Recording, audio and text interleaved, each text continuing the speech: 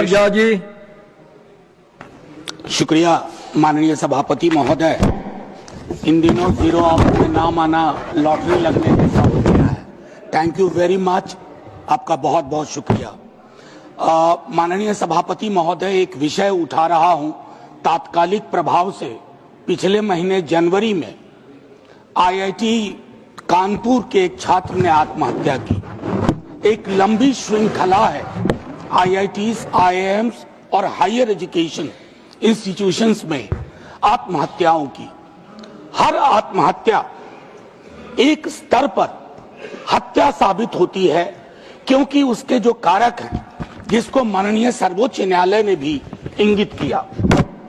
माननीय सभापति महोदय, 2.5 वर्षों में एक आरटीआई के माध्यम से जानकारी मिली कि इन संस्थानों में, हायर एजुकेशनल इंस्टीट्यूशंस में 40 से ज्यादा स्टूडेंट्स आत्महत्या कर चुके हैं।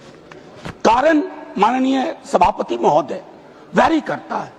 कहीं लैंगिक उत्पीड़न, कहीं जातिगत उत्पीड़न, कहीं आर्थिक संकट, लेकिन तीनों का के समावेश से जो परिस्थितियां पैदा होती हैं, उसमें कोई छात्र ये तय करता है अब बस। हमने रोहित वेमुला, पायल तड़वी, तमाम इस तरह की घटना। मुझे खुशी है कि हमारी सरकार, खास करके एजुकेशनल मिनिस्ट्री ऑफ एजुकेशन ने 23 में एक framework, guidelines for emotional and mental health wellbeing of students in higher education, इस पर काम किया।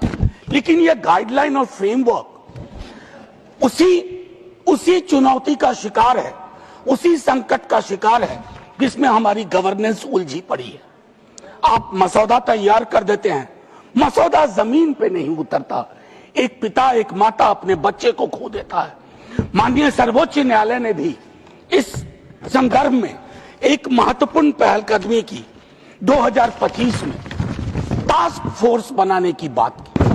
टास्क फोर्स बना भी सर, लेकिन टास्क फोर्स में फोर्स ही नहीं है।